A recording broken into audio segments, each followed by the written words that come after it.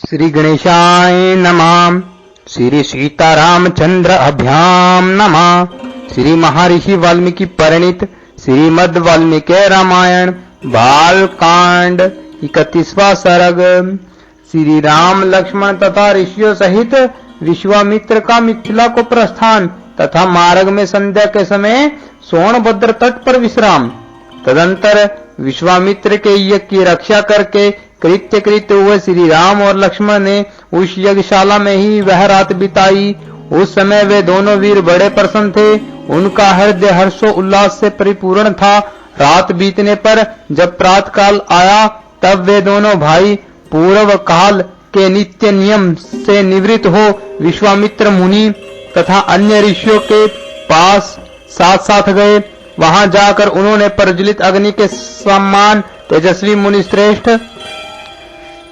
विश्वामित्र को प्रणाम किया और मधुर भाषा में यह परम उदार वचन कहा। मुनि परवर सुने, हम दोनों किंकर आपकी सेवा में उपस्थित है। मुनि श्रेष्ठ बताइए, आज्ञा दीजिए, हम क्या सेवा करें। उन दोनों के ऐसा कहने पर वे सभी महर्षि विश्वामित्र को आगे करके श्री रामचंद्र जी से बोले, नरश्रेष्ठ सुनिए, मिथिला के राजा जनक का परम धर्म में यज्ञ प्रारंभ होने वाला है, उसमें हम सब लोग जाएंगे। पुर सिंह सुनो, तुम्हें भी हमारे साथ वहां चलना है। वहां एक बड़ा ही अद्भुत धनुष रत्न है, तुम्हें उसे देखना चाहिए। पुरुष परवर सुनो, पहले कभी यज्ञ में पधारे हुए देवताओं ने जनक के किसी पूर्व पुरुष को वह धनुष दिया था।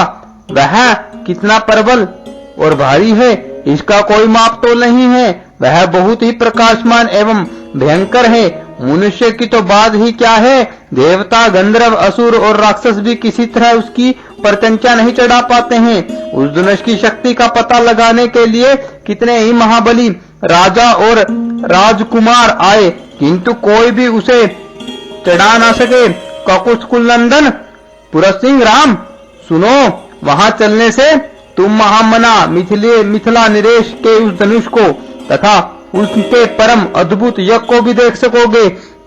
नरश्रेष्ठ सुनिए, मिथिला नरेश ने अपने यज्ञ के फलस्वरूप में उस उत्तम धनुष को मांगा था। अंत संपूर्ण देवताओं तथा भगवान शंकर ने उन्हें वह धनुष प्रदान किया था।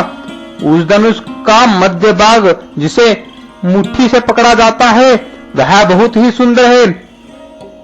रघुनंदन सुनो, राजा जनक के उस महल में वह धनुष पूजनीय देवता की भांति प्रतिष्ठित है और नाना प्रकार के गंध, धूप तथा गुरु आदि सुगंधित पदार्थों से उसकी पूजा होती है।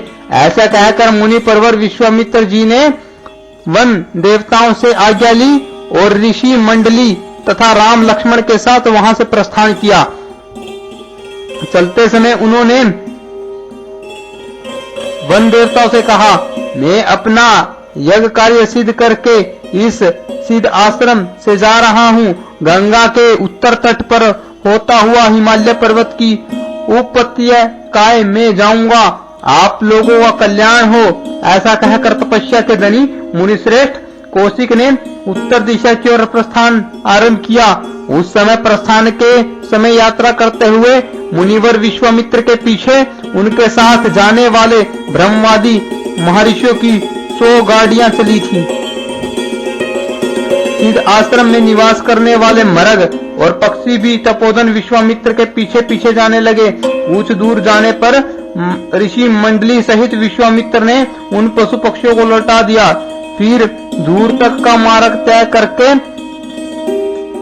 कर लेने के बाद जब सूर्य अस्ताचल को जाने लगा तब उन महर्षियों ने पूर्ण सावधान रहकर सोनभद्र के तट पर पड़ाव डाला। जब सूर्य उदय अस्त हो गए तब स्नान करके उन सब ने अग्निहोत्र का कार्य पूर्ण किया। इसके बाद वे सभी अमित तेजस्वी ऋषि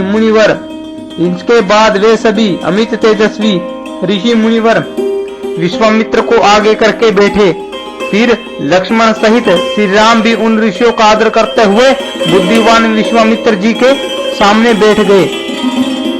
तत्पश्चात महातेजस्वी श्री राम ने तपस्या के धनी मुनिश्रेष्ठ विश्वामित्र से कौतूहल पूर्वक पूछा, भगवान बताइए, यह हमारे हरे भरे समृद्धशाली वनों में से शोभित देश कौन सा है?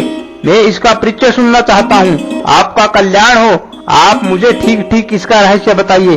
श्री रामचंद्र जी के इस प्रश्न से प्रेरित होकर उत्तम व्रत का पालन करने वाले महातपस्वी विश्वामित्र ने ऋषि मंडली के बीच उस देश का पूर्ण रूप से परिचय देना आरंभ किया। इस प्रकार श्री वाल्मीकि निर्मित आर्ष रामायण आदि काव्य के बाल कांड में 31वां सर्ग पूरा हुआ।